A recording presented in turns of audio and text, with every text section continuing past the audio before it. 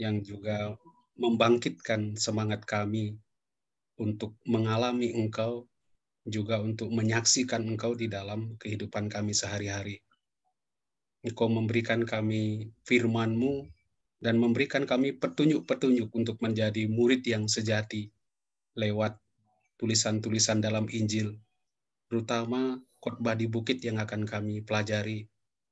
Biarlah petunjuk-Mu ini Tuhan akan membangkitkan semangat kami menjadi serupa dengan Engkau. Dan hari demi hari kami semakin menjadi Kristus-Kristus yang lain, Engkau yang lain di dalam kehidupan kami yang menghadirkan Engkau sepenuhnya di dalam dunia ini. Karena itu Tuhan, utuslah Roh-Mu, bimbing kami satu persatu, berkati perangkat yang kami pakai, semua yang terlibat di sini supaya penuh semangat dan mengalami inspirasi ilahi-Mu. Demi Kristus Tuhan dan pengantara kami. Amin. Amin. Dalam nama Bapa dan Putra dan Roh Kudus. Amin.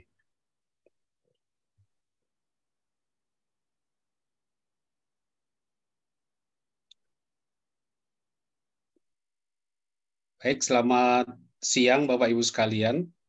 Kita akan melihat hari ini khotbah di bukit. Ini salah satu teks mungkin yang paling penting di dalam Injil Matius. Ajaran Kristus yang paling esensial. Itu terdiri dari 2 atau 3 bab. Coba Anda lihat di Alkitab ya, supaya tahu persis seperti apa, karena ini panjang sekali. Kita tidak mungkin membahasnya dalam satu pertemuan, tetapi saya akan memberikan kepada kalian gambaran yang umum dan sedikit yang mendetail nanti untuk diterapkan. Coba lihat di bab 5 ayat 1.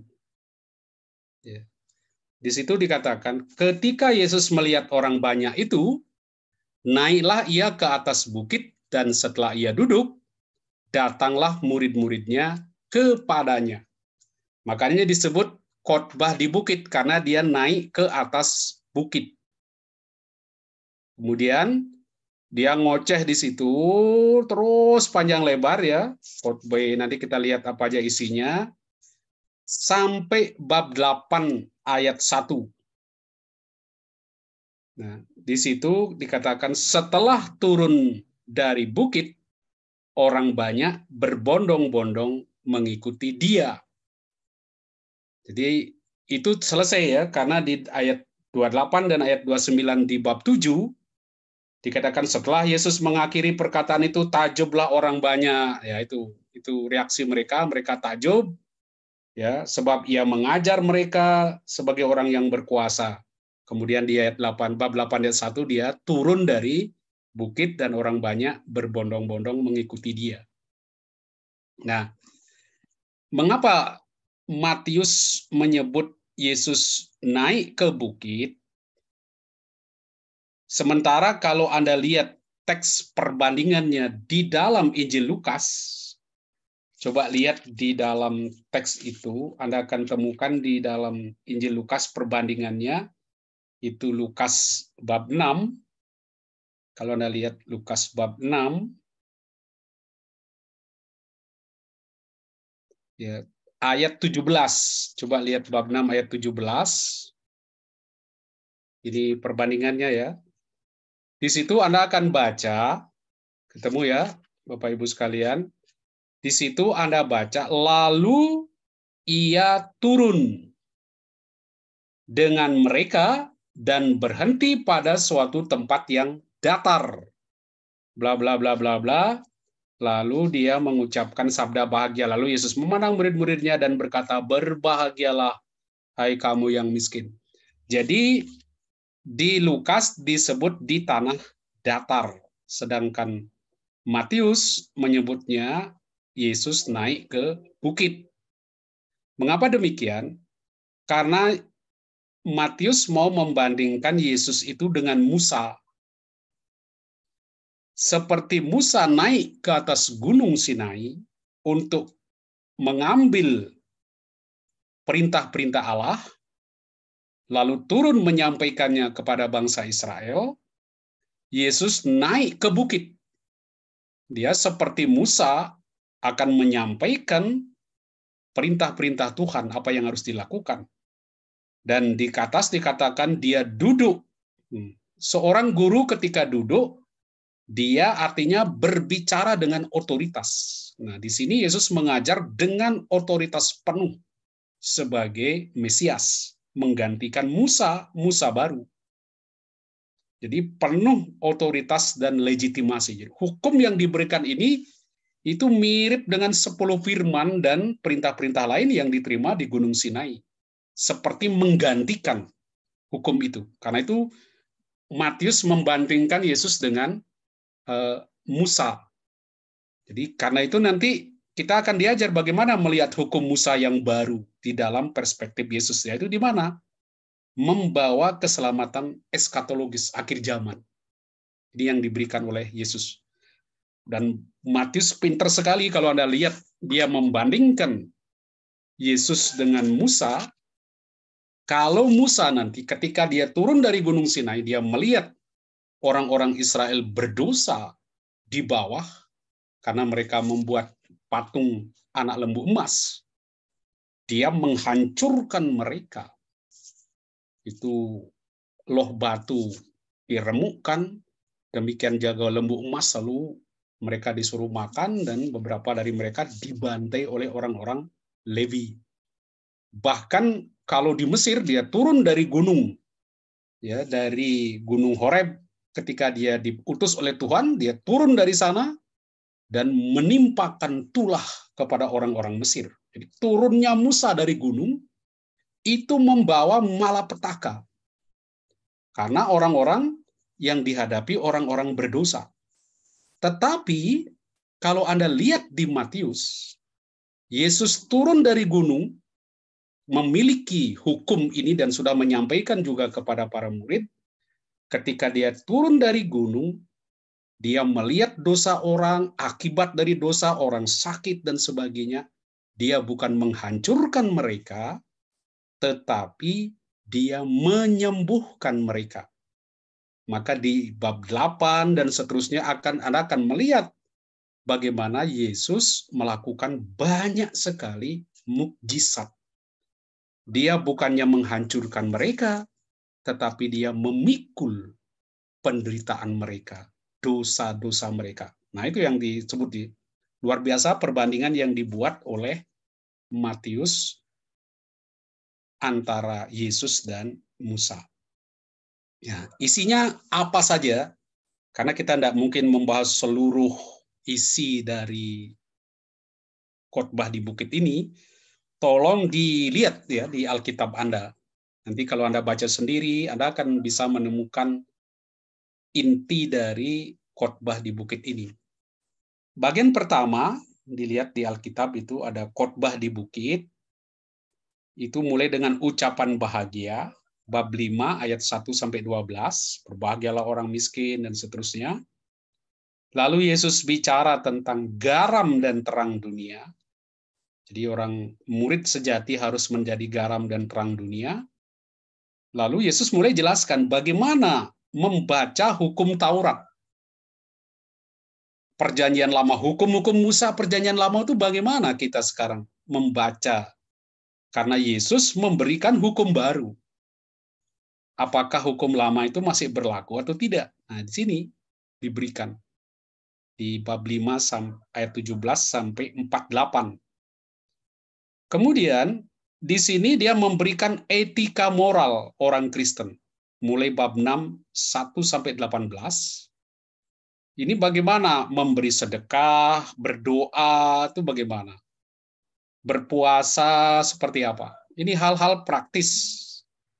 Ya. Kemudian soal isu-isu sosial sekarang.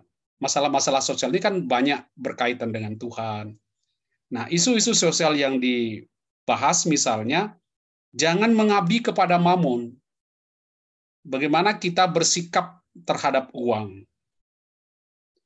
Dan supaya kita tidak mengabdi kepada mamon, dianjurkan orang harus mengandalkan penyelenggaraan ilahi. Jangan gelisah hatimu, ya. Carilah dahulu kerajaan Allah di sini. Orang diajak mengandalkan Tuhan bukan hanya kekuatan diri sendiri. Sini. Kemudian diajak di sini sikap kita, relasi kita dengan orang lain apa? Jangan menghakimi. Lihatlah orang lain juga butuh pengampunan. Seperti kita membutuhkan pengampunan, orang lain juga butuh pengampunan. Karena jangan menghakimi. Dan itu sering kita lakukan. Tetapi, hati-hati, ketika dikatakan jangan menghakimi, bukan berarti kita tidak boleh kritis terhadap orang lain. Kalau orang itu tegar tengkuk, nah itu lihat di bab 7, coba lihat bab 7 ayat 1-6, coba lihat. Jadi jangan menghakimi sesama, karena ini buruk sekali. Kita sendiri butuh pengampunan, kita juga tidak sempurna. Jadi jangan menghakimi orang lain. Tetapi lihat, bukan berarti tidak boleh kritis kepada orang lain. Maka ditutup dengan ayat 6, ya, lihat di ayat 6, jangan kamu memberikan barang yang kudus kepada anjing, dan jangan kamu melemparkan mutiaramu kepada babi, supaya jangan diinjak-injak dengan kakinya, lalu ia berbalik mengoyak kamu. Jadi kalau ada orang bebal, keras hati, keras kepala, tidak mau dikasih tahu, jangan ngotot memberikan sesuatu yang indah kepada orang itu. Karena efeknya bukan sesuatu yang baik, tetapi buruk, tambah buruk. Jadi di dalam menghakimi orang lain ini, ya, pertama, jangan menghakimi, tetapi kita harus punya juga ketegasan. Bukan harus mengampuni orang di dalam segala hal, karena itu justru malah merusak. Jangan memberikan sesuatu yang indah kepada orang lain, apapun keadaannya. Tidak, lihat dulu. Jadi kalau orang itu memang jahat sekali, apapun yang akan Anda berikan kepada dia akan ditolak. Sudah, jangan ngotot di situ. Karena efeknya lebih buruk lagi. Nah ini, kebijaksanaan di dalam kekristenan.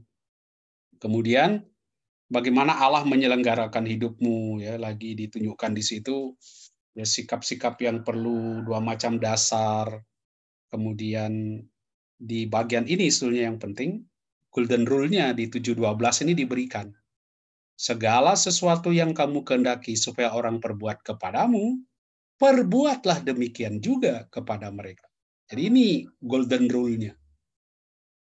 Kalau Anda ingin dihargai orang, ya hargailah orang lain. Anda ingin diampuni, ampuni orang lain. Ini golden rule di 7:12 soal isu-isu sosial, masalah-masalah sosial relasi kita dengan orang lain. Diberikan di bab 6 ayat 19 sampai bab 7 ayat 12.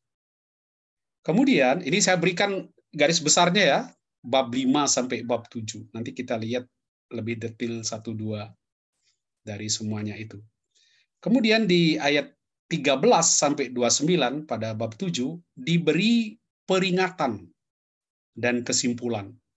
Jadi setelah menyampaikan ini, ya, ucapan bahagia, isu-isu sosial ini, golden rule, lalu diberi peringatan, tapi dalam bentuk perumpamaan. Ya, pinter Matius di sini, karena perumpamaan membuat kita lebih ingat. Dia katakan ada 2 jalan. Jalan sempit, ya, yaitu pintunya sempit, dan pintunya lebar. Masalahnya yang sempit ini justru membawa kepada keselamatan. Ini kepada kehancuran. Jadi orang harus berjuang melewati pintu yang sempit ini. Hukum-hukum yang diberikan tadi berat, tapi orang harus berjuang memenuhinya itu. Walaupun itu berat, sempit. Kedua, dia katakan, hati-hati. Di dunia ini ada banyak nabi-nabi palsu, pengajaran-pengajaran itu. Apa yang Yesus berikan kepada orang yang mengatakan hal yang berbeda. Nah, bagaimana engkau harus menilai? Hati-hati. Lihat buahnya. Apa yang mereka lakukan? Lihat buahnya, hasilnya apa. Situ ada kriteria. Karena selalu ya, menghakimi, ada akan efek dari sikap kita, itu kita harus menentukan pilihan. Pilihannya apa? Kutuk atau berkat.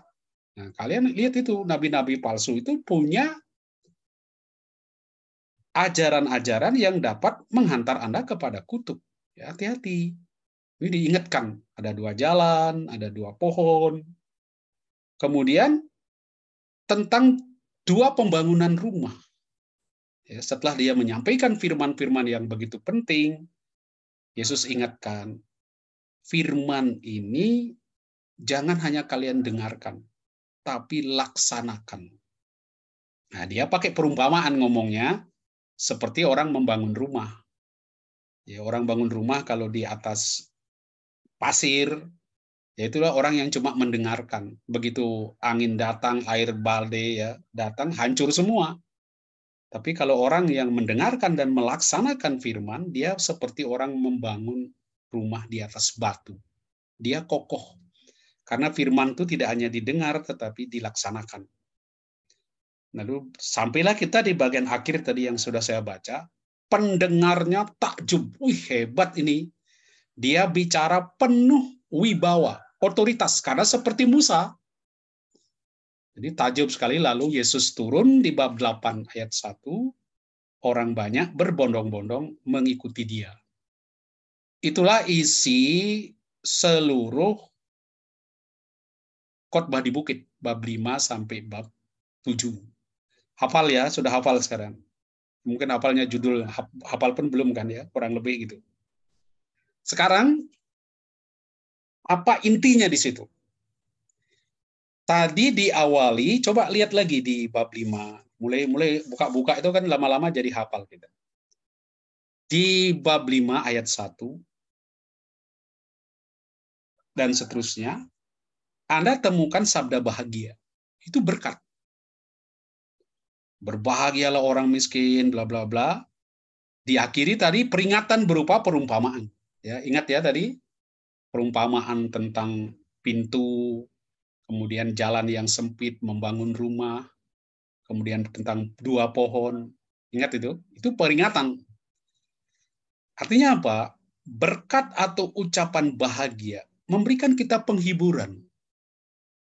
Karena bicara juga tentang upahmu, kerajaan surga, engkau akan memiliki kerajaan Allah. Ada nilai-nilai eskatologis, ya. Bukan hanya di dunia itu, tapi nanti kita menikmati sesuatu. Itu suatu ucapan bahagia, menggembirakan, menghibur.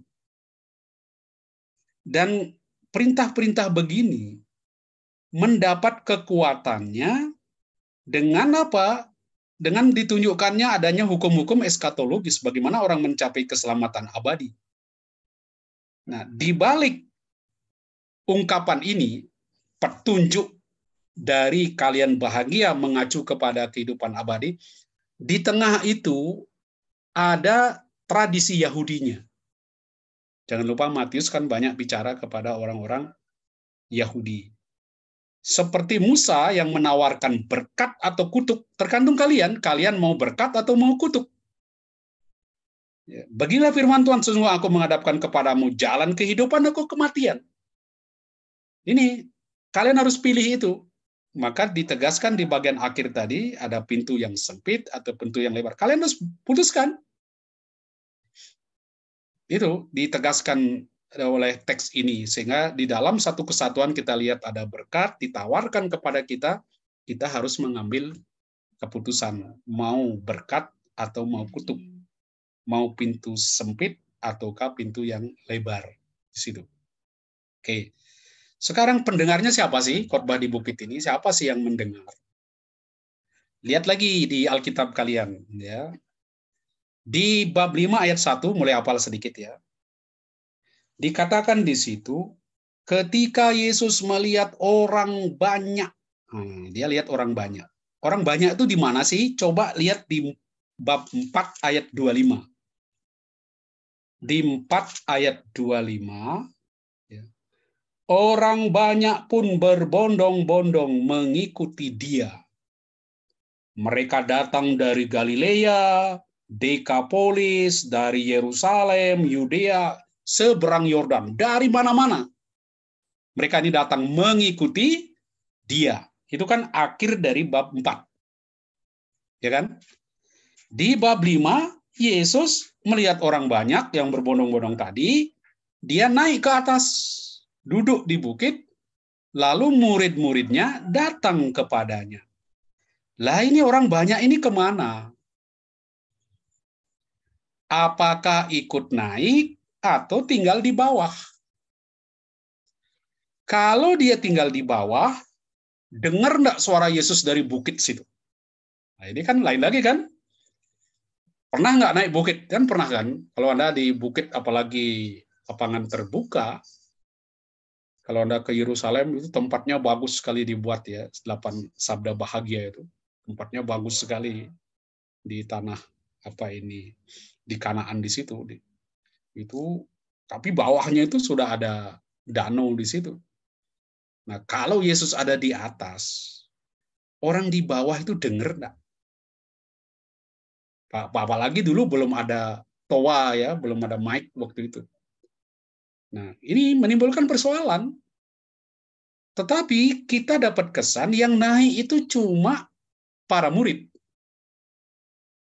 Orang banyak ada di bawah. Tetapi kalau kita baca tadi, bab 7 ayat 28 sampai 29, setelah Yesus mengakhiri perkataan itu, takjublah orang banyak itu mendengar pengajarannya. Sebab ia mengajar mereka sebagai orang yang berkuasa, tidak seperti ahli-ahli Taurat mereka. Berarti apa? Oh, mereka dengar juga orang banyak ini. Suara Yesus tuh keras sekali berarti. Ya enggak? Enggak bisa bayangkan, jauh. Coba kita bayangkan ke bukit, di bukit ada Yesus, ada murid-muridnya duduk di sampingnya. Ya, kalau saya gambarkan gini, nah ini murid yang dekat, ini orang banyak ada di bawah. Dengar dia suara Yesus. Keras sekali nih suara Yesus. Apa seperti itu? Gambaran yang diberikan kepada kita. Ya. Tapi memang teknik Matius mau menunjukkan memang khotbah itu ditujukan kepada para murid dan orang banyak. Tetapi hanya yang mau menjadi murid, yang mengikatkan diri sepenuhnya padanya. Sehingga seperti dibuat ada 2 kelompok murid ini. Yang satu yang naik ke atas, yang lain tetap di bawah. Jadi, khotbah di bukit ini merupakan firman, ajaran, hukum yang kelas berat. Kelas beratnya di mana? Hanya orang yang betul-betul mau menjadi murid yang bisa mengikutinya. Bukan ajaran yang sederhana. Ini etika moral yang heroik, yang akan membentuk komunitas itu, jemaat itu, berdasarkan hukum ini. Jadi inilah yang akan membuat orang tergantung pada Allah dan satu sama lain, karena setelah Anda membentuk komunitas ini, Anda sangat menggantungkan diri pada Allah, dan komunitas yang solid ini, komunitas para murid ini, yang apa? Yang betul-betul radikal, total di dalam mengikuti Yesus, bukan sekedar orang banyak. Dan kalau Anda mengikuti ini, Yesus katakan hukum ini bukan hukum sembarangan. Ini menjadi prinsip kalau kamu mau lebih daripada orang Farisi dan ahli Taurat. Jadi hukum orang Kristen ini, para murid yang sejati ini, adalah hukum bukan sekedar supaya Anda selamat, bukan supaya Anda menjadi orang saleh, tetapi menjadi lebih baik daripada orang Farisi dan ahli Taurat. Jangan lupa mereka ini orang-orang hebat, orang-orang Farisi ini. Ya, tetapi Yesus ingin kita lebih dari itu.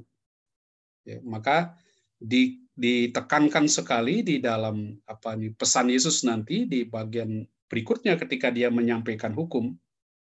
Ya, dia jelas katakan di situ bahwa kamu harus, ya, coba kita baca di ayat 20. Bab 5 ayat 20. Aku berkata kepadamu, jika hidupmu tidak lebih benar daripada ahli-ahli Taurat dan orang-orang Farisi, sesungguhnya kamu tidak akan masuk ke dalam kerajaan surga.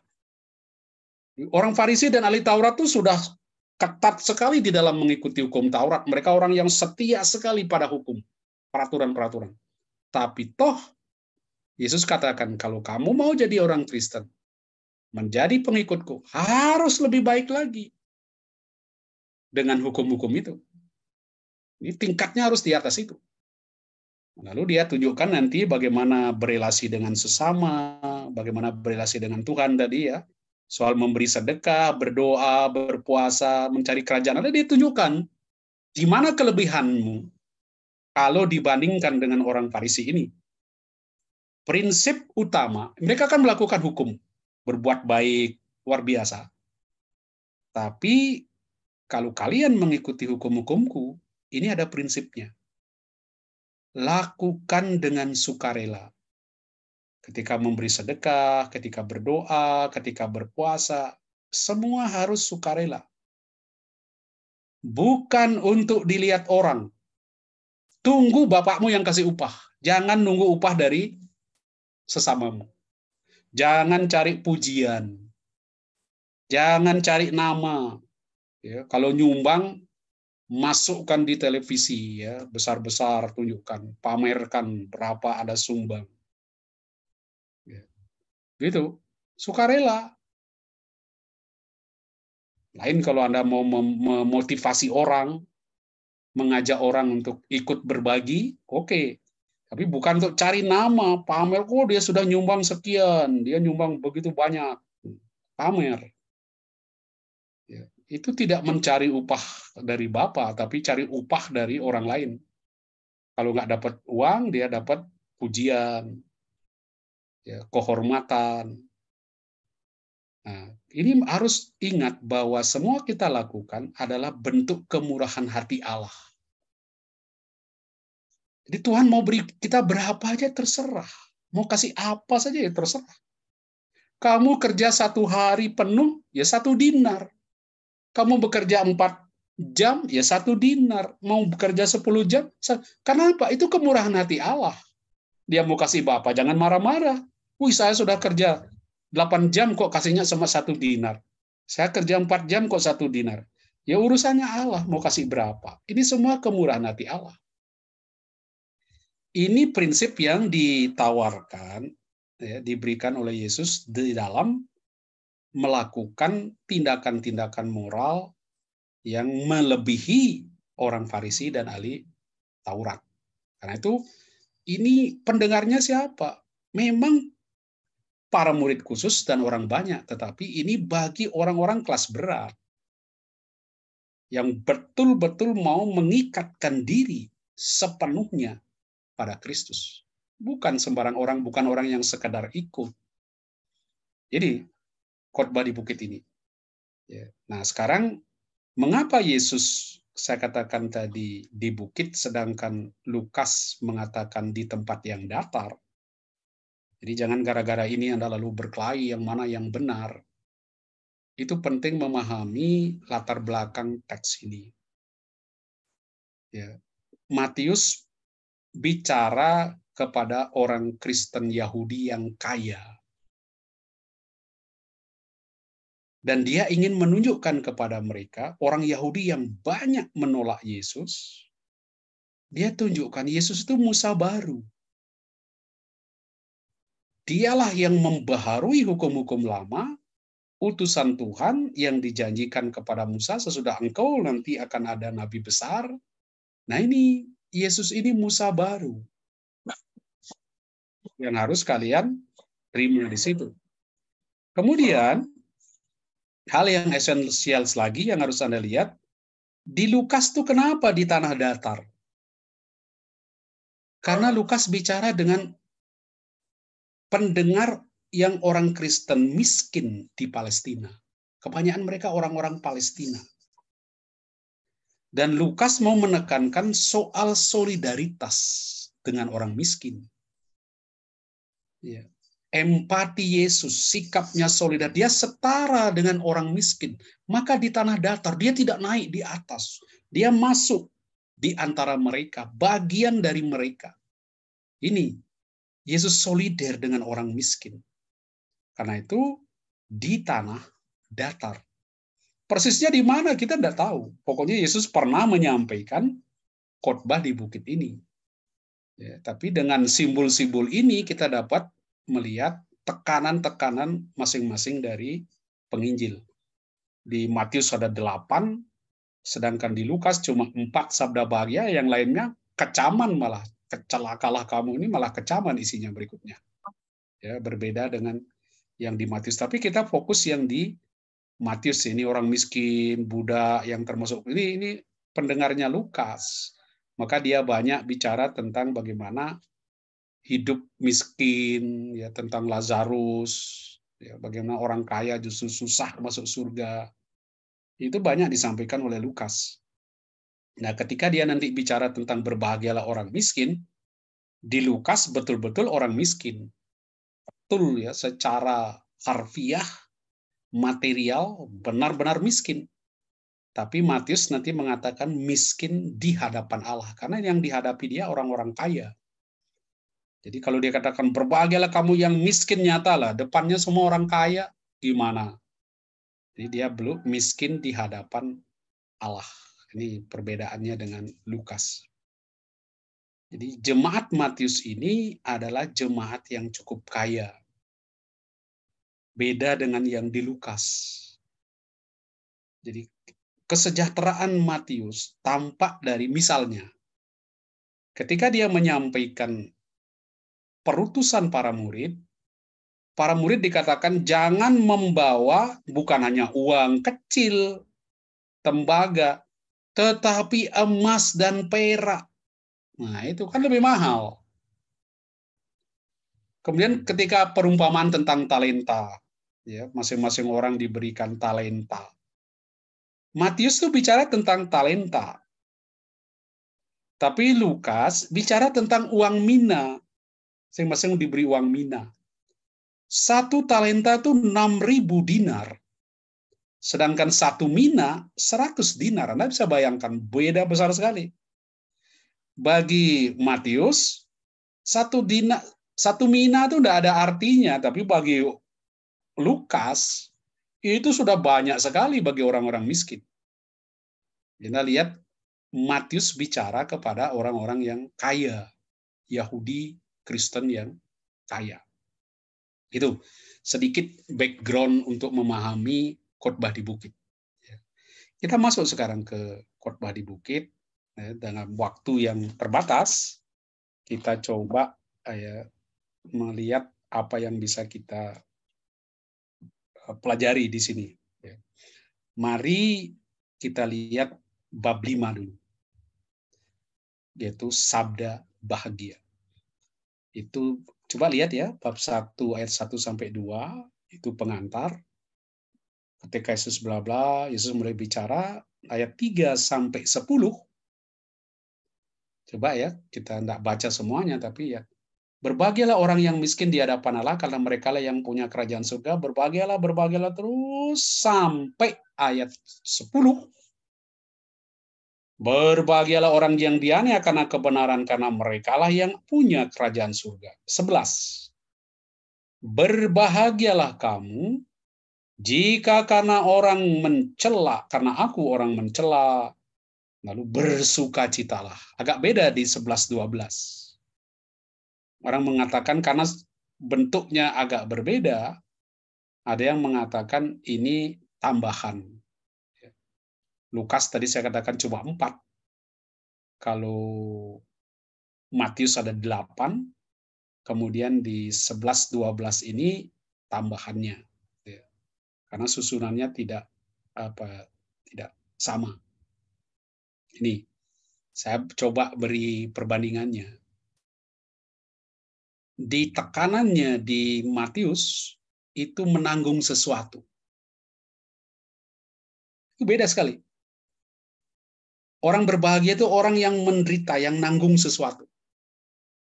Berbahagialah orang yang miskin di hadapan karena merekalah yang punya kerajaan surga. Jadi miskin kan dia menderita, dia menanggung kemiskinan, berduka cita, ya menanggung duka kan.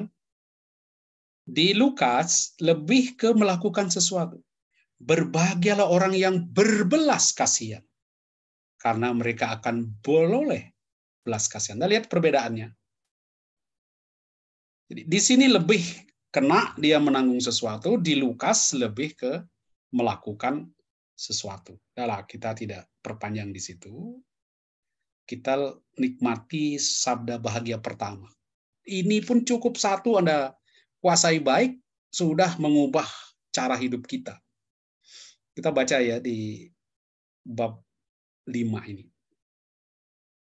Berbahagialah orang miskin di hadapan Allah, karena merekalah yang punya kerajaan surga. Ini sudah di otak kita itu sudah kontras, orang miskin kok bahagia. Ya, orang berusaha membasmi kemiskinan. Ya. Bahkan nilai seorang gubernur, seorang presiden, itu acap kali diukur dari sejauh mana dia mengurangi jumlah kemiskinan rakyatnya. Ya, kalau gini gimana? Yesus, berbahagialah orang yang miskin di hadapan Allah. Perhatikan dulu kata berbahagialah. Di dalam bahasa Yunaninya makarioi.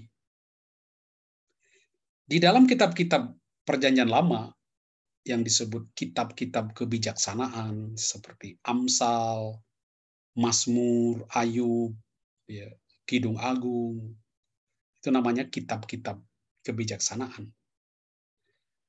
Biasanya yang berbahagia menurut kitab itu adalah yang mencari kebijaksanaan dan menaati hukum Tuhan. Itu. Kalau Anda mau bahagia, carilah kebijaksanaan dan carilah ketaatan kepada hukum Tuhan. Maka penting sekali di dalam kebijaksanaan itu takut akan Tuhan. Saya beri contoh di sini. Berbahagialah orang yang mendapat hikmat, orang yang memperoleh kepandaian, karena keuntungannya melebihi keuntungan perak dan hasilnya melebihi emas. Berbahagialah, ya, yang bahagia adalah yang menaruh kepercayaannya pada Tuhan, mereka yang menjadi milik Tuhan. Ini perlu mengejar kebijaksanaan, perlu juga menjadi milik Tuhan, percaya pada Tuhan. Itu di dalam Perjanjian Lama. Kitab-kitab hikmat, ada banyak ya, saya tidak panjang. Kita lihat sedikit di budaya Yunani untuk memahami rumusan yang diberikan tadi yang sedikit kontroversial. Ya, kalau kita lihat di dunia Yunani, yang bahagia itu konsep mereka itu keadaan para dewa. Mereka lah dewa-dewa itulah yang bahagia karena itu bisa enak dia lari kemana, bikin pesta. Di dewa-dewa itu bisa perintah-perintah manusia. Sehingga kebahagiaan tertinggi terletak dalam kehidupan yang bebas dari bayang-bayang derita, kerja, dan kematian. Karena dewa-dewa enggak gitu. Kalau kerja, dia minta manusia melayani dia. Ini tingkat para dewa. Dikenakan juga untuk para pahlawan yang mati, karena mereka mengalami keadaan bahagia mirip para dewa. Nah, seruan di sini, makarios, suatu sukacita yang mengandung rahasia di dalam dirinya sendiri. Jadi apa yang disebut makarios, bahagianya ini bukan sesuatu yang ditentukan oleh sesuatu di luar, tapi betul-betul di dalam dirinya. Anda sedih, Anda kehilangan, Anda sakit parah, di depan Anda orang yang Anda cintai meninggal, tapi Anda merasakan kebahagiaan, itu makarios. Anda gagal, tapi Anda bahagia, itu makarios. Karena dia tidak ditentukan oleh dunia luar, tetapi dia di dalam dirinya. Anda membantu orang miskin, gara-gara itu tidak jadi membeli makanan yang enak. Anda bahagia. Tidak tergantung pada makanan yang harus Anda makan. Jadi itu di dalam dirinya. Kebahagiaan yang sangat misteri. Karena apa? Dia betul ada di dalam diri kita. Bukan sesuatu yang dipengaruhi, bisa cepat hilang, muncul hilang, muncul hilang. Ya kan gitu kan, kalau kita menang lotre atau juara satu apa bahagia, besoknya sudah hilang. Ini kebahagiaan yang tetap di dalam diri manusia, tidak dipengaruhi, tidak tergantung oleh pihak-pihak lain. Nah, ini bisa mengejar kebahagiaan seperti ini. Nah, ini terutama untuk menunjukkan kebahagiaan satu-satunya yang mengalir bagi manusia karena apa? Mengambil bagian di dalam keselamatan kerajaan Allah. Ini yang mau ditunjukkan oleh Matius. Ketika Anda ambil bagian dalam kerajaan Allah, masuk di dalam persekutuan kasih Allah itu Anda mengalami cinta itu, mengalami bahagia itu. Ya, sampai tai kucing juga rasa coklat kan, kalau Anda satu di dalam cinta itu. Ini, itu cari di situ. Jadi orang bahagia karena memiliki kerajaan surga. Itu kerajaan kasih. Bukan karena melakukan hukum, bahkan karena menderita, menanggung ya. Kalau di Matius, karena menanggung sesuatu, menderita, dianiaya. Justru itu yang membuat dia bahagia. Jadi, dan bahagia dia ketika dia katakan berbahagialah, bukan berarti nanti. Itu harus dipahami. Oh, kamu menderita ya, nanti kamu bahagia.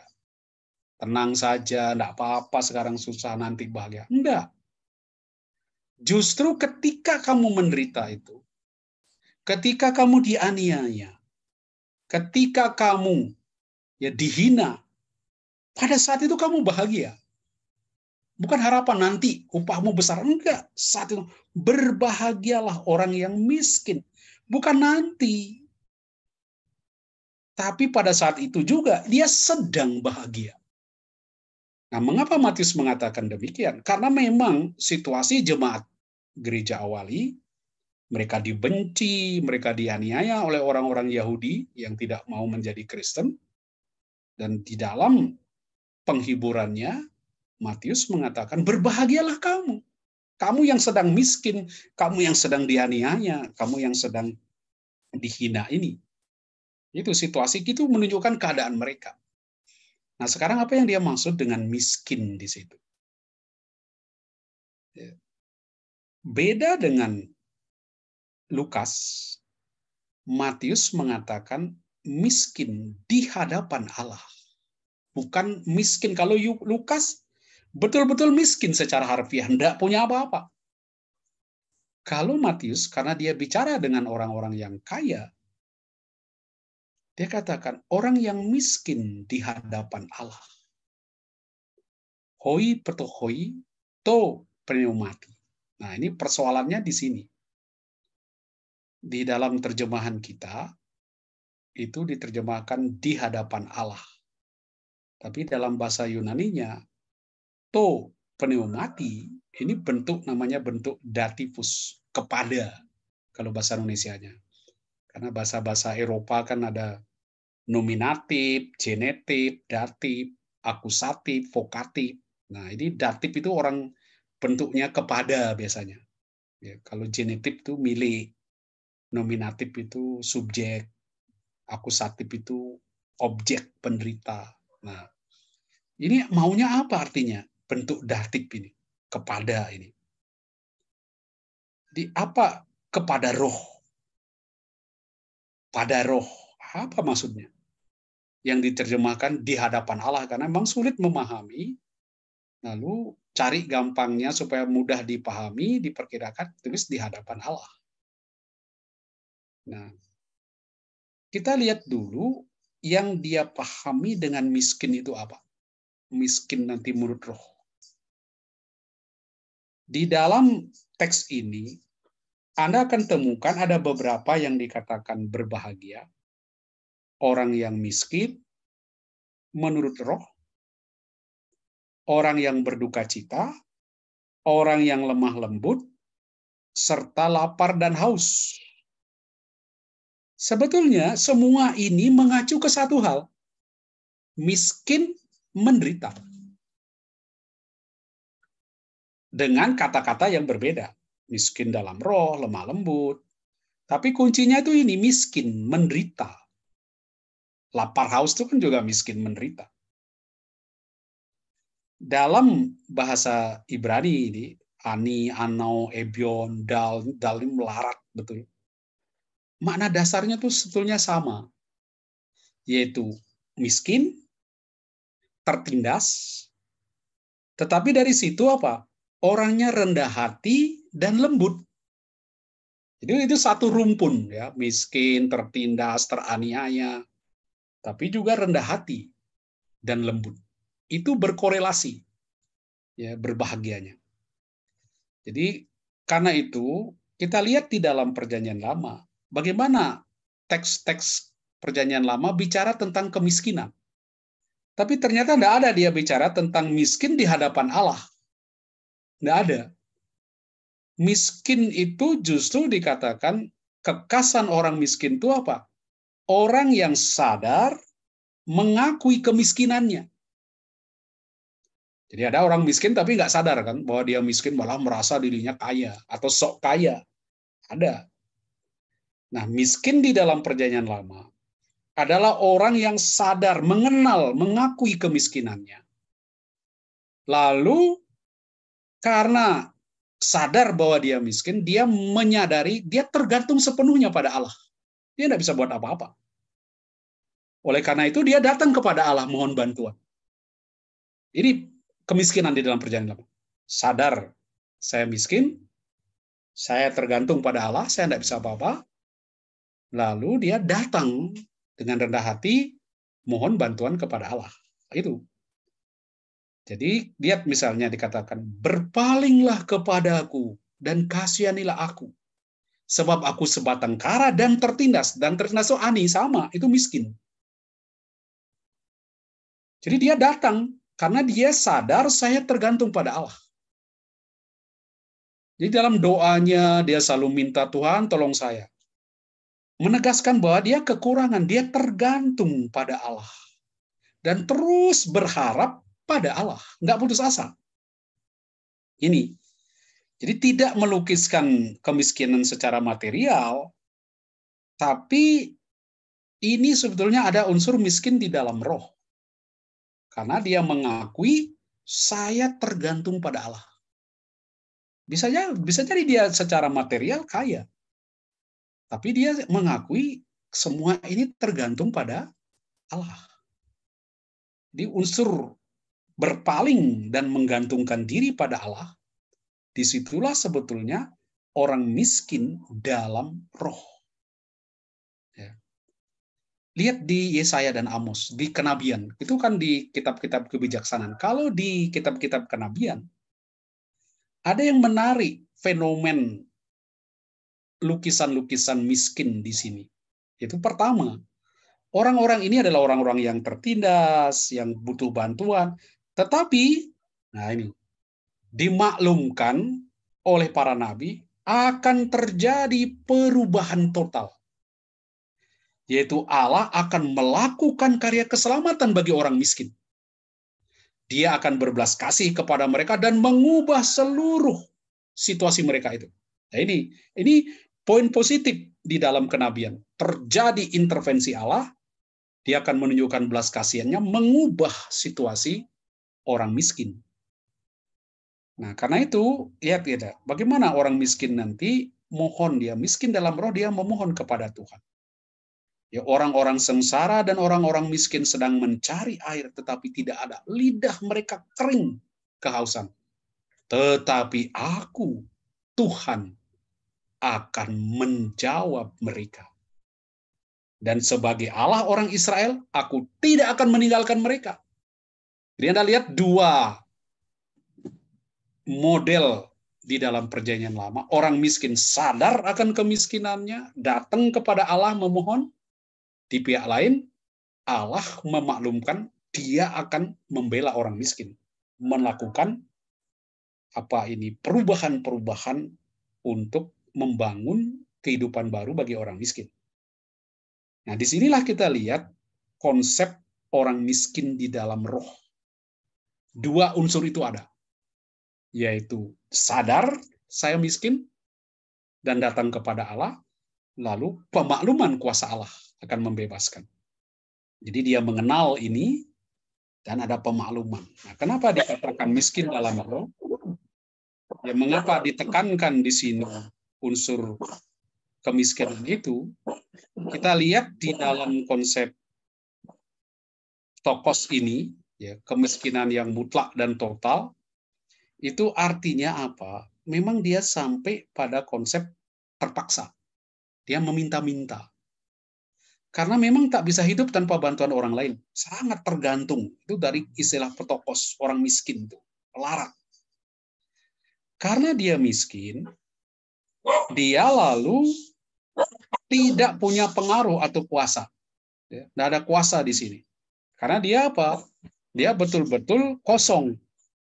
Dia merana, dia ditindas oleh orang lain. Karena apa? Biasa kan orang miskin, tidak punya kuasa, tidak punya pengaruh, dinista, dianiaya, ditindas orang lain.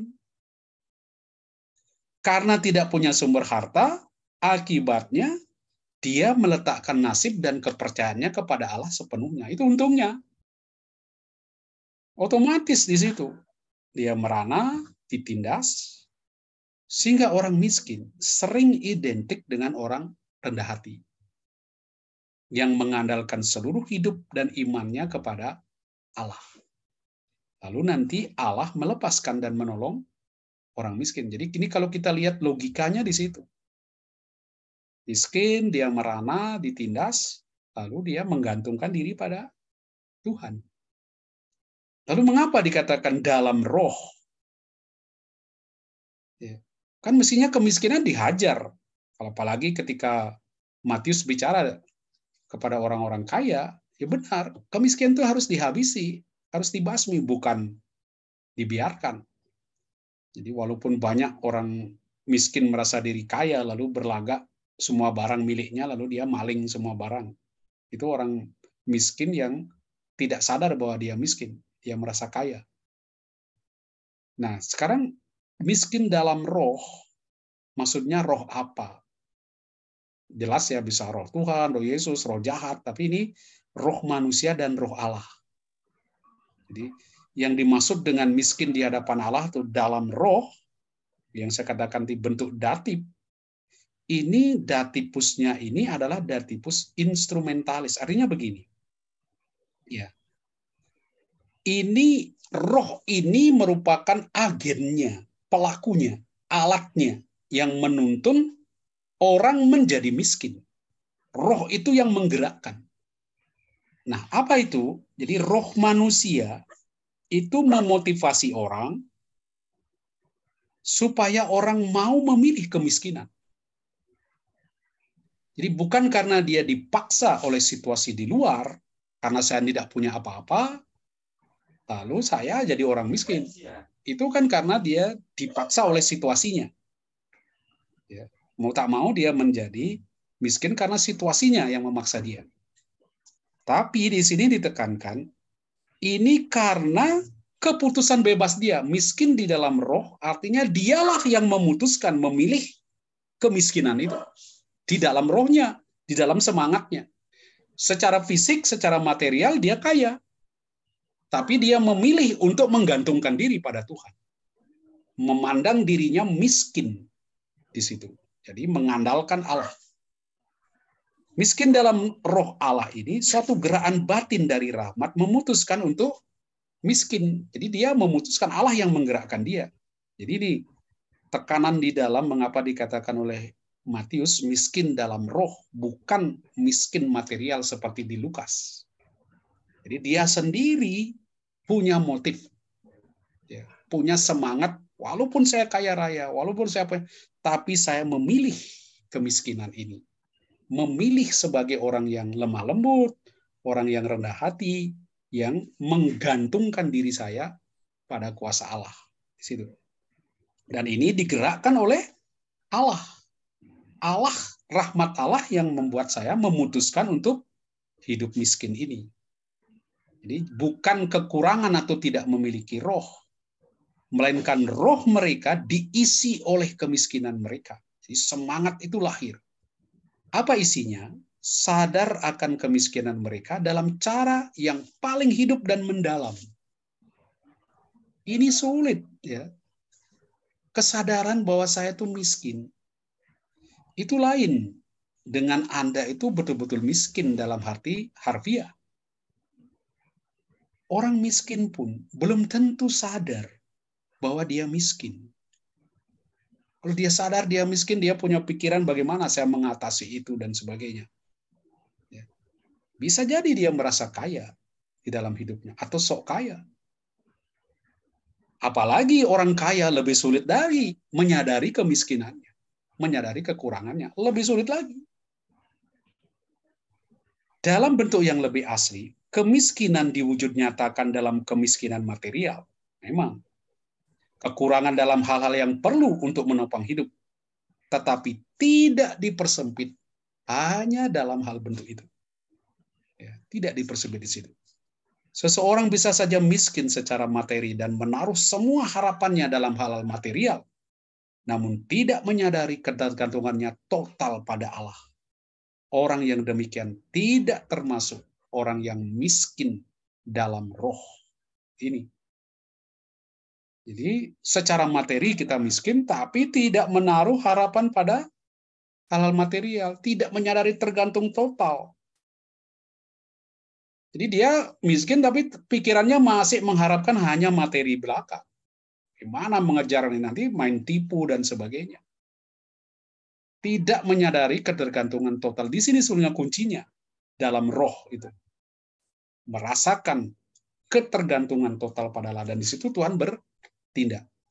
Jadi kekayaan material, hambatan yang paling besar untuk menyadari ketergantungan memang materi ini bisa jadi hambatan, ya.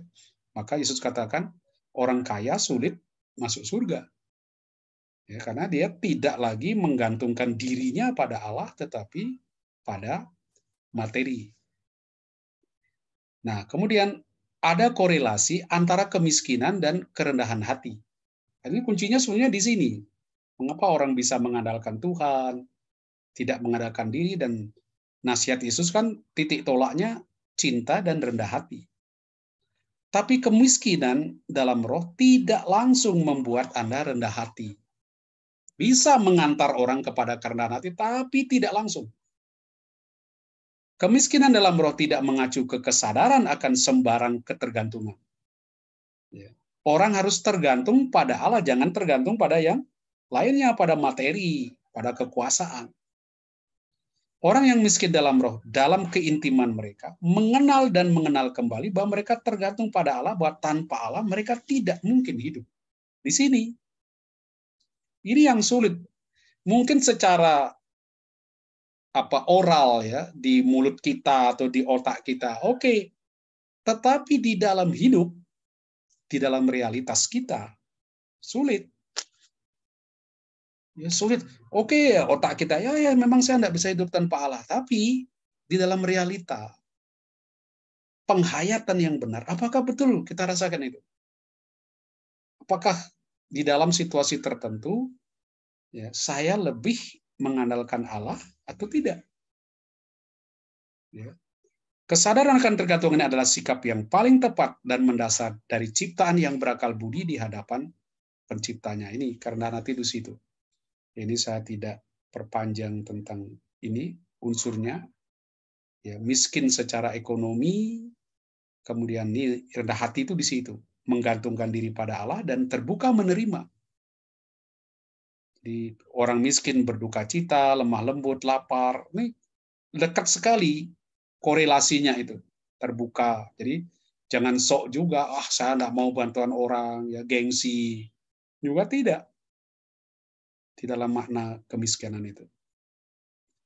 Oke, berbagai yang disebutkan sebagai sumber kebahagiaan di Lukas ini, kemudian di 7 ayat 9, ini disebutkan kebaikan-kebaikan sebagai sumber kebahagiaan. Ini ya, apa yang dilakukan? Berbelas kasih, suci hati, dan membawa damai.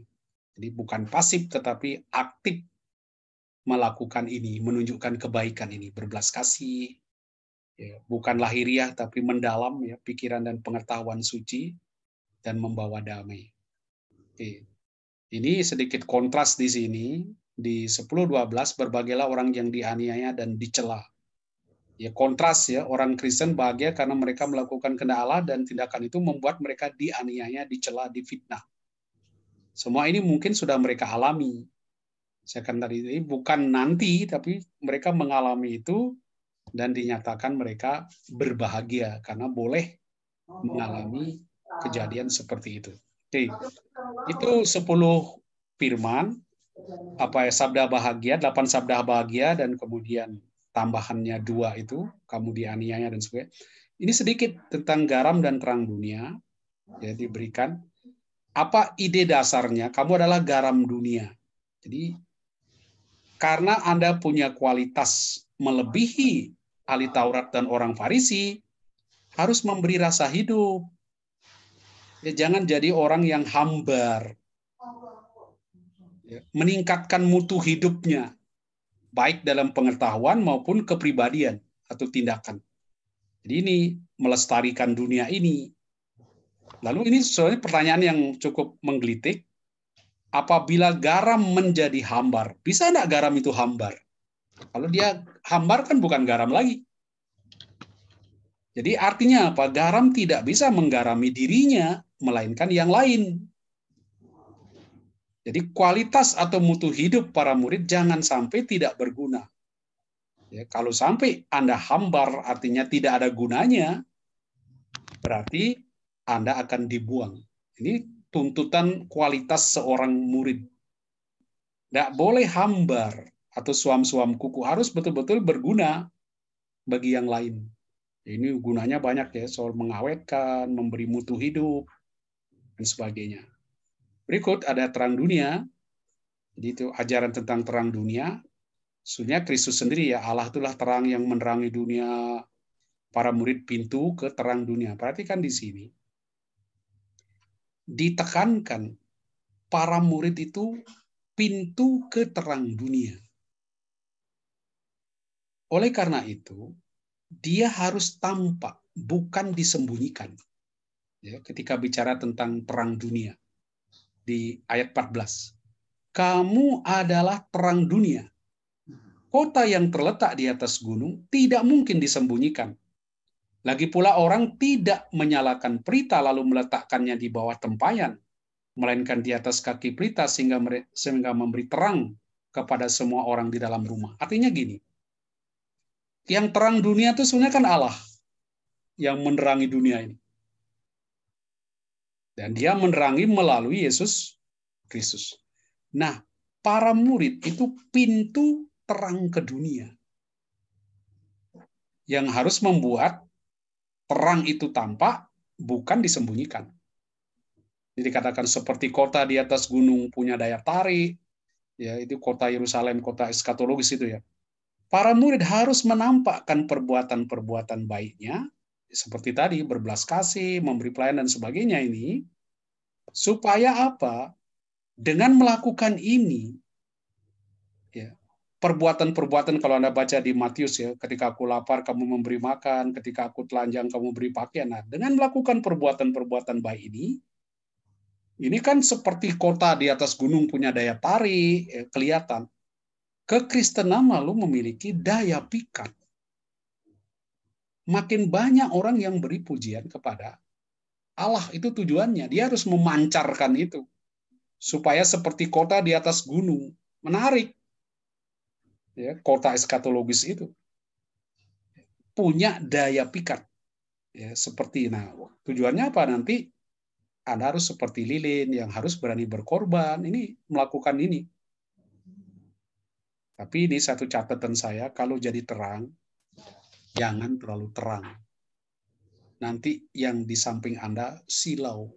Nah, itu kan kasihan kan. Ada orang yang wah terlalu berlebih-lebihan di situ. Di dalam memancarkan terang itu. Supaya menjadi terang Allah itu memancar. Tapi terlalu besar sampai Allahnya nanti nggak kelihatan. Ini menjadi silau di situ. Oke, ini Anda banyak tentang hukum Taurat di berikutnya, tapi saya lebih baik memberi Anda kesempatan untuk tanya jawab. Jadi tentang Yesus dan hukum Taurat bagaimana mengartikan. Tapi baik saya beri dulu, kalau ada pertanyaan, saya akan berikan dulu kesempatan. Jadi tentang hukum Taurat nanti korelasinya apa? Silakan. Ada enggak? Bapak Ibu silakan kalau ada pertanyaan.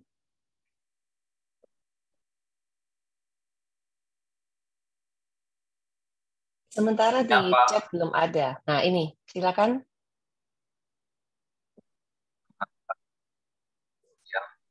Iya, Pak Albert silakan. Pak Paskalis, saya mau nanya, dalam abad sekarang atau katakanlah abad 20 itu kan ada yang dikenal dengan teologi pembebasan yang dilakukan banyak di negara-negara di Amerika Selatan. Bagaimana Pak Paskalis melihat itu di dalam konteks Injil Matius ini tentang khotbah? Punyai perbedaan atau apa ya, karena di teologi pembebasan itu kan orang ingin menunjukkan peranan agama sehingga kita bisa lebih baik hidupnya dan lebih apa ya, saya kurang menangkap ini di Matius itu dengan kemiskinan tadi itu dan sebagainya, apa sih yang mau dibawa sehingga masyarakat pada zaman itu apakah mereka itu dari kaum elit dan makmur, karena begitu kaya, mungkin kayak di kalau zaman sekarang mungkin kayak orang-orang Arab yang super kaya gitu atau gimana, jadi mereka nggak usah kerja tapi berkelimbangan biarkan orang-orang lain kerja, atau itu baru sekelompok orang Kristen. Saya nggak banyak, kalau sekarang kan sebenarnya jauh banget pas yang miskin sampai kaya. Pencerahan. Oke. Konteks sudah. Terima kasih, Pak. Jadi di dalam teologi pembebasan ya, Leboeuf ya sudah lama sebenarnya ya, khususnya di Brasil dikembangkan dulu. Awalnya itu mendapat sambutan yang luar biasa. Ya, banyak sekali yang mengikuti karena mereka katakan ini baru kekristenan itu baru bisa nyata melawan segala bentuk penindasan, kemiskinan, ya, kemiskinan struktural dan sebagainya. Dan orang merasakan, ini baru ada gaung implementasi dari ajaran kekristenan yang melawan kemiskinan. Tetapi di dalam perkembangannya, karena memang bentuknya akhirnya sangat ke politik, sangat ke material, lalu disadari di dalam refleksi-refleksi lebih jauh, teologi itu kemudian tidak begitu diterima. Ya, teologi pembebasan kurang apalagi dikembangkan lagi. Karena apa? Tetap ya ada 1-2 orang yang melihat itu. Tapi kita lihat kembali ke dalam Injil. Ya, ke dalam Injil. Yesus sendiri memang tidak menyukai kemiskinan. Ya, bukan mencintai kemiskinan. Bahwa seperti saya katakan di atas tadi, kemiskinan harus dibasmi. Ya. Tetapi jangan mengartikan agama itu suatu revolusi politik atau ekonomi yang menghantar orang kepada kekayaan. Di situ. Seperti kita lihat di Matius, ya, dan juga di dalam Lukas, ada satu nilai yang ditunjukkan oleh Injil, bahwa kebahagiaan itu terletak di dalam orang mau menggantungkan diri pada Allah. Di situ. Ketika Anda berdemonstrasi melawan kemiskinan, tapi dengan kekerasan, tindakan politik, penjungkir-balikan sesuatu, itu justru bukan ide di dalam kekristenan. Jadi ini yang akhirnya menimbulkan pro kontra. Karena ketika kita melawan kemiskinan dengan gerakan-gerakan politik memprovokasi seperti itu, justru tidak begitu dikenankan. Nah, kita justru memberikan semangat di sini. Di balik itu, nah, di mana orang kaya itu bagaimana engkau menjadi miskin di hadapan Allah? Ketika engkau tidak tergantung lagi pada kekayaanmu itu, orang mau mulai berbagi. Diberi motivasi di situ bahwa kebahagiaanmu itu tidak terletak pada kekayaanmu itu. Ya, bahwa engkau tidak terletak di situ. Nah, dengan cara ini dia dimotivasi tetap menyadari dirinya miskin di hadapan Allah, saya menggantungkan diri pada Allah, bukan pada materi ini.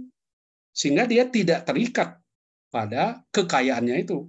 Dan ini tentu memotivasi dia untuk berbagi. Karena justru kekayaan menjadi penghalang bagi dia untuk memiliki kerajaan Allah. Di situ. Akhirnya apa? Inilah menjadi korelasi bagi kita antara orang kaya yang memperhatikan orang miskin, tetapi juga orang miskin diajar. Kamu harus menjadi orang yang miskin di dalam roh. Orang miskin tuh belum tentu miskin loh di dalam roh. Dia pikir dirinya kaya. Dia sok. Lalu seperti saya katakan tadi, orang miskin mengapa jadi pencuri? Karena dia pikirannya dia punya semua. Oh, itu toko itu saya punya loh. Itu roti itu saya punya, saya ambil. Itu tetangga sepeda motor tetangga itu saya punya. Saya ambil. Itu mentalnya kan mental kaya. Itu saya punya semua. Tapi ketika dia miskin di dalam roh, dia menggantungkan diri kepada Allah, dia bisa melihat mana kemiskinan, menyadari. Dia sadar dia miskin, dia datang kepada Allah, tentu dia punya pikiran bagaimana saya keluar dari kemiskinan itu. Melihat datang kepada Allah yang membebaskan dia. Nah, dia tentu punya lalu terobosan-terobosan. Kan banyak orang miskin tapi tidak sadar bahwa dia miskin. Ya, tidak sadar, sok sekali. Nah, inilah semangat ini yang harus dikembangkan di dalam Injil, bukan revolusi atau hancurkan. Ini memang ada gerakan dulu dipikir, kalau kita mau membebaskan dunia itu dari kemiskinan harus revolusi, gerakan politik, gerakan ekonomi di situ. Nah, awalnya tuh mendapat sambutan yang bagus, tapi kemudian disadari ternyata tidak menyelesaikan. Akhirnya malah konflik terjadi ya, jadi semangat apa itu teologi pembebasan itu. Nah, orang kan coba kita lihat lebih mendalam gimana sebetulnya. Ya, dengan kata lain ya orang kaya mulai disadarkan. Sebenarnya kamu bahagia enggak? Yang membuat kalian bahagia itu apa? Apakah uang yang bertumpuk-tumpuk sehingga Anda mengandalkan uang itu, uang maha kuasa kan? Bisa beli ini, bisa beli itu. Numpuk uangnya sampai lupa menghitungnya berapa. Ya, nanti mati juga enggak nyisakan berapa. Nah, ini disadarkan di situ. Ternyata kebahagiaan itu bukan di situ. Nah, ini kan orang mulai berani melepaskan diri dari ketergantungan pada milik itu. Nah, ini saya kira semangat bagus yang diberikan oleh Matius. Ya. Jadi kalau di antara kalian ada yang kaya, coba aja punya enggak miskin di dalam roh sekarang. Sekarang saya gantungkan diri saya pada apa? Pada uang itu, yang saya pikir saya punya kuasa, saya punya apa yang saya mau, ataukah saya pada Allah? Menggantungkan diri pada Allah. Dan itu akan membuat orang rendah hati. Ini bukan milik saya. Itu tergantung kemurahan hati Allah. Seperti uang dinar, Allah mau beri berapa, itu kan sesuai kehendak Allah. Semua tergantung pada dia. Nah, itu bisa enggak melihat hal seperti itu? Itu. Jadi jangan coba sekarang mengembangkan lagi mati-matian teologi pembebasan itu. Itu gereja tidak terlalu lagi. Dulu cepat ya, sempat seru itu. Lebov itu. Ya.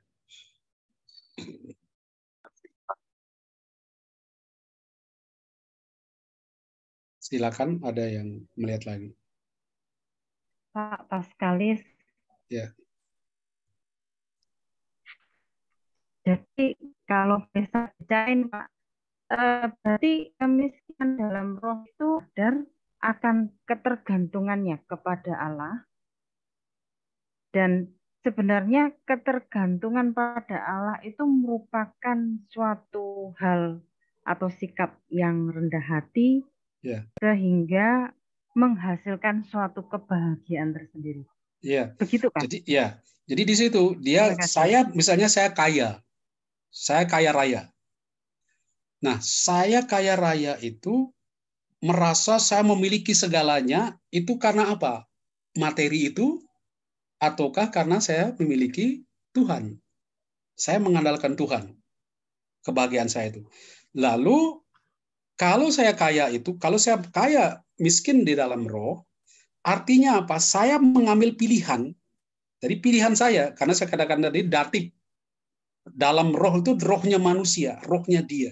Saya mengambil keputusan bahwa saya miskin di hadapan Allah. Saya miskin di dalam semangat saya. Artinya apa? Tetap saya merasa saya begini ini, saya bisa bahagia itu karena Allah, bukan karena materi ini. Situ, kedua. Kedua, yang menggerakkan saya begitu itu apa? Kan saya kadang-kadang ini roh Allah dan roh manusia. Allah lah yang mendorong Anda, memotivasi Anda untuk mengambil pilihan ini. Bahwa saya toh menggantungkan diri pada Allah, bukan pada barang-barang ini. Nanti konsekuensinya apa? Sangat berbeda.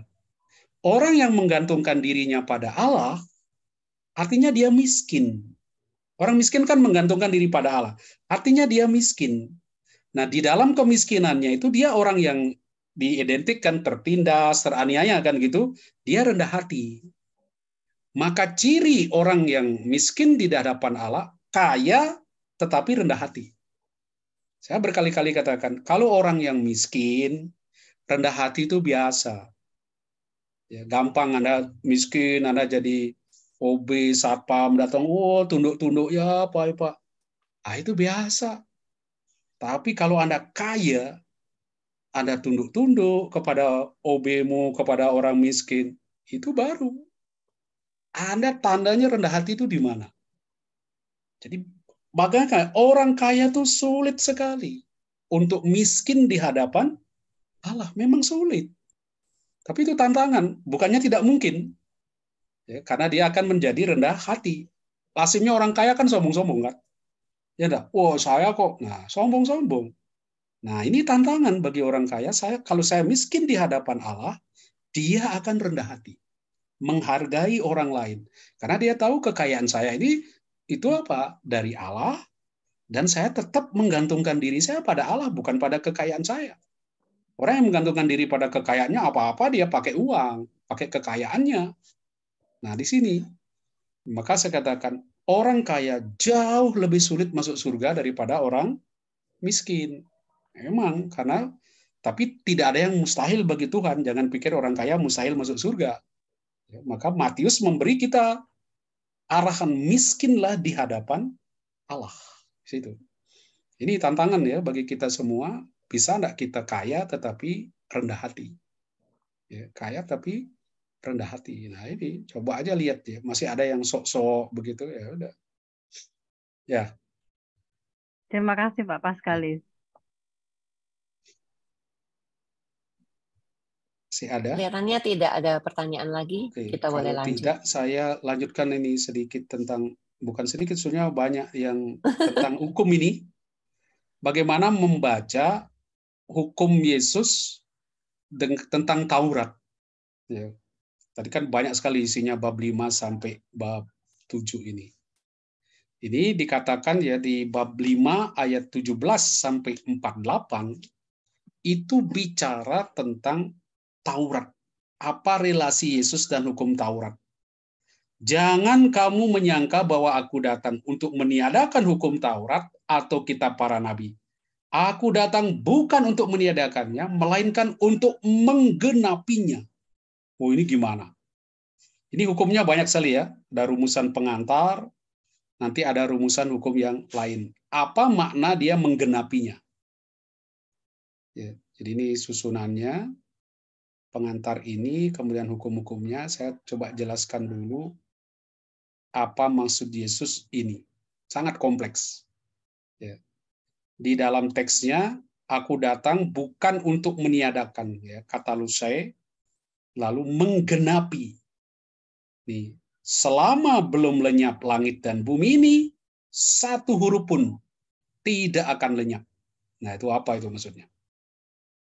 Ini tentang petunjuk ya, memberikan petunjuk penting untuk menafsirkan isi bagian dari khotbah di bukit. Jadi bagaimana Anda membaca ajaran-ajaran khotbah di bukit sebagai Yesus sebagai Musa baru. Dia katakan aku datang untuk menggenapi.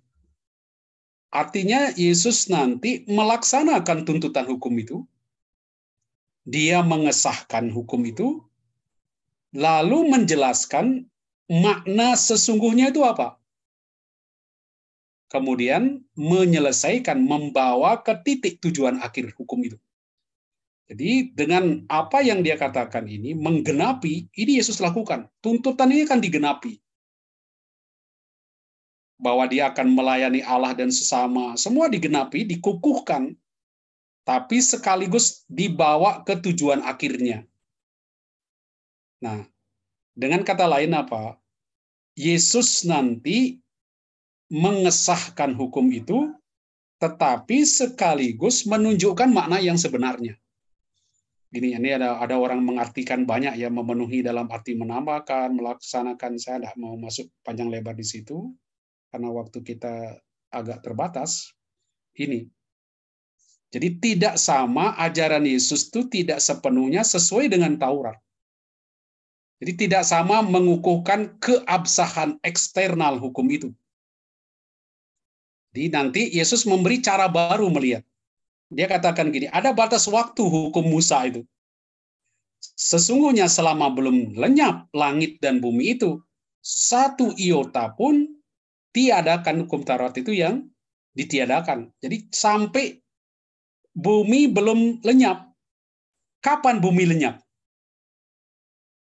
Itu nanti semua terpenuhi ketika ada bumi ini lenyap. Nah, kapan bumi itu lenyap? Ada yang mengatakan, kan bumi nggak lenyap-lenyap. Tapi lihat, ada. Jadi ketika orang mengatakan tidak pernah lenyap langit dan tetap selama-lamanya, seperti kata pengkhotbah, saya katakan, lihat apa yang dikatakan Yesus di dalam Matius, kemudian juga Petrus. Langit akan binasa. Di sana akan ada langit yang baru dan bumi yang baru, di mana terdapat kebenaran.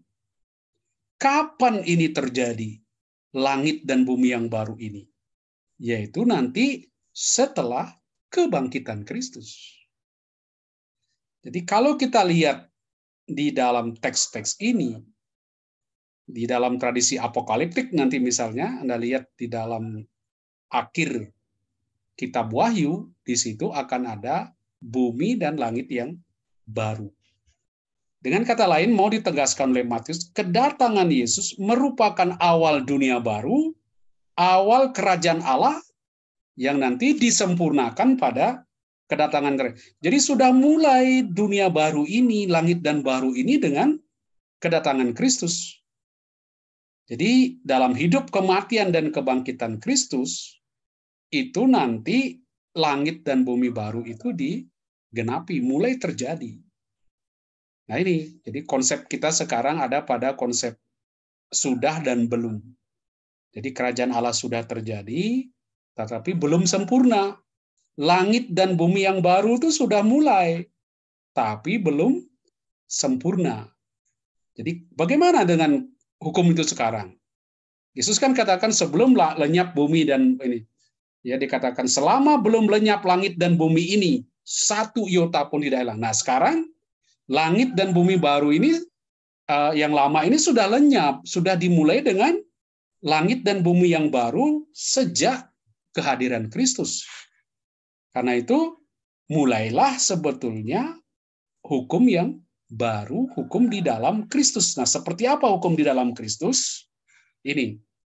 Pertama, jadi hukum-hukum yang Yesus berikan tadi, katakan ini tidak akan hilang sampai lenyap bumi dan langit yang lama ini. Nah, kapan itu terjadi? Mulai dengan kehadiran Kristus.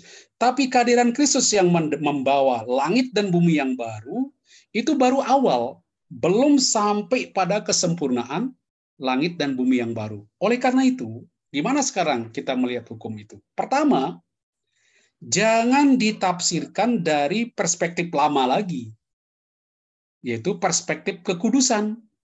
Ketahiran itu kan cara berpikir perjanjian lama. Kamu tidak boleh begini, tidak boleh begitu, nanti najis, nanti haram, ya. Jangan lagi dibaca, hendaklah kamu kudus seperti Tuhan Allahmu kudus, pemisahan. Tapi di dalam perspektif Yesus Kristus karena dia membawa langit dan bumi yang baru. Nah, apa diganti oleh Yesus? Haruslah kamu sempurna seperti Bapamu di surga sempurna. Di perspektif sekarang kita membaca, melakukan hukum itu dengan perspektif saya mau sempurna seperti Bapa yang di surga sempurna. Yang berbelas kasih kepada semua orang, yang memberi matahari kepada semua orang, tidak lagi memisah-misahkan. Kedua, Lukas katakan, hendaklah kamu murah hati, sama seperti Bapamu murah hati. Ini konsepnya. Bukan lagi kekudusan itu. Saling mengasihi seperti aku telah mengasihi kamu. Ini perspektif yang diberikan oleh Yesus. Kedua, hukum tidak boleh dilihat sebagai jalan meraih keselamatan. Karena keselamatan itu di dalam Yesus Kristus, anugerah. Jangan saya berbuat A, B, C supaya saya selamat. Tapi saya selamat, lalu saya melakukan anugerah itu. Jadi keabsahan hukum Musa terus berlanjut.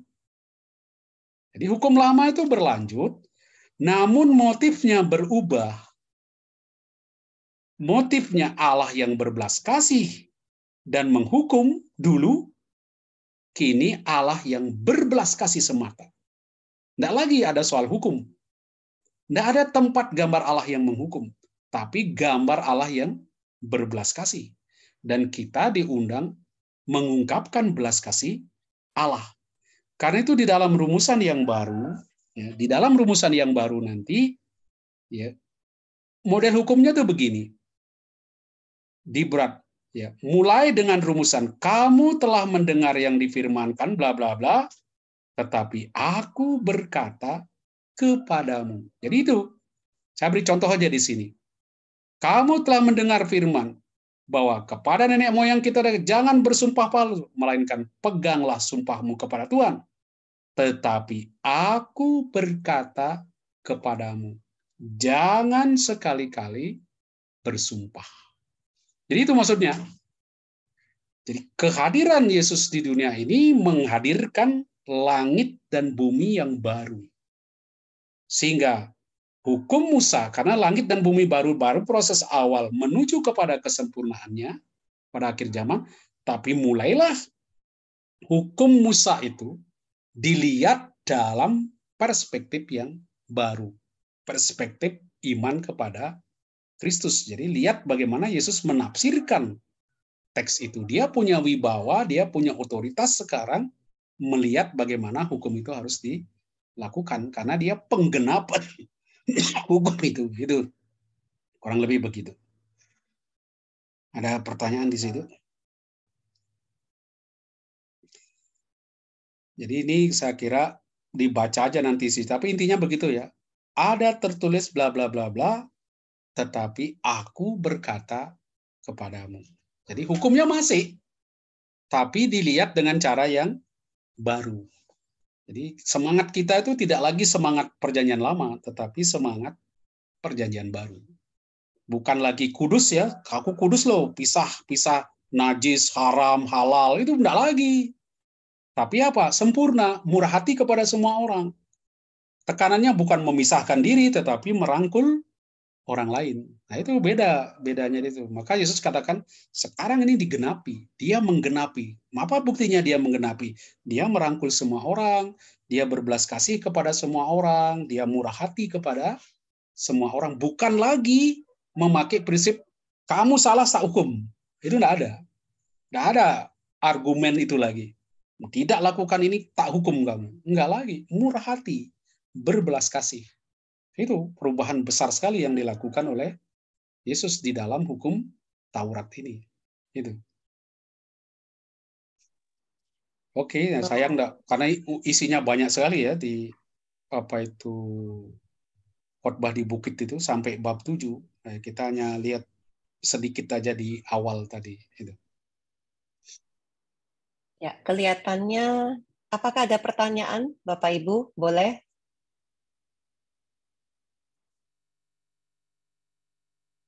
Kalau tidak ada pertanyaan, ini waktu juga sudah sampai waktunya ya Pak Paskalis. Ya. Oke, terima kasih atas sesi yang luar biasa ini ya Pak Paskalis. Mengingatkan kita agar kita sadar bahwa kita ini masih miskin dalam roh. Sehingga kita diharapkan rendah hati dan bergantung kepada Allah. Sehingga kita bisa menjalani kekristenan yang memiliki daya pikat ya Pak ya. Ya. Yang pada akhirnya banyak orang akan memberi pujian kepada Allah kita yang berbelas kasih. Terima kasih banget atas sesi hari ini. Boleh kita tutup sesi hari ini dengan doa penutup Pak Paskalis. Kemudian Pak, boleh nggak kita turut mendoakan ini Ibu Deta yang Sekretariat Bunda Kudus jam 12 ini akan menjalani operasi angkat rahim. Kita bersama mendoakan supaya proses operasi lancar. Silakan Ibu Pak. Deta ya. Iya Ibu Deta. Ya. Demi nama Bapa dan Putra dan Roh Kudus. Amin. Amin.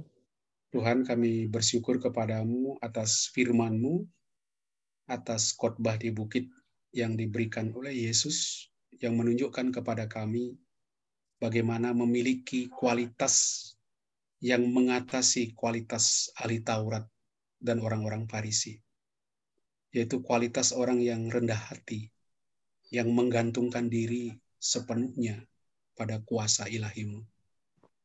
Dan saat ini juga Tuhan, kami tunjukkan kebergantungan kami padamu bagi saudari kami, Ibu Deta, yang akan menjalani operasi. Kami percaya Tuhan, Engkaulah tabib yang sejati, Engkaulah juga penguasa kehidupan dan penguasa jagat raya ini. Karena itu kami serahkan Ibu Deta, semua tenaga medis, peralatan-peralatan yang mereka pakai, ke dalam tangan-Mu, dalam kuasa ilahi-Mu, supaya semua yang dikerjakan nanti berjalan dengan baik, dan Ibu Deta boleh merasakan kesembuhan yang sejati, dan melakukan lagi aktivitas-aktivitasnya untuk memancarkan terang-Mu di tengah masyarakat ini. Karena itu Tuhan, pada siang hari ini juga kami serahkan semuanya ke dalam tangan-Mu, dan kami tunjukkan kebergantungan diri kami kepadamu. Demi Kristus, Tuhan dan pengantara kami. Amin. Kemuliaan kepada Bapa dan Putra dan Roh Kudus, seperti pada permulaan, sekarang, selalu, dan sepanjang segala abad. Amin. Dalam nama Bapa dan Putra dan Roh Kudus. Amin. Terima kasih. Terima kasih Pak Paskalis. Terima kasih Pak Paskalis. Materi boleh ya Pak. Selamat siang, Bu Lisa sama Ibu Bapak sekalian. Tuhan memberkati. Terima kasih, Bu Lisa. Terima kasih semuanya. Bapak Ibu sampai ketemu di hari Selasa, Tindoman, dan Kamis depan KADV. Ya, makasih materi ya Bu. Ya Bu. Terima kasih. Ya. Bu Lisa, terima kasih. Terima kasih semuanya. Selamat siang, sehat selalu. Terima kasih Bapak sekali, Bapak Ibu, izin pamit. Makasih Bu Gwen. Sama-sama, terima kasih Lisa. Thank you Pamit semuanya. ya, selamat siang. Pamit. Selamat beraktivitas, sehat selalu. Salam jahe semuanya. Salam jahe.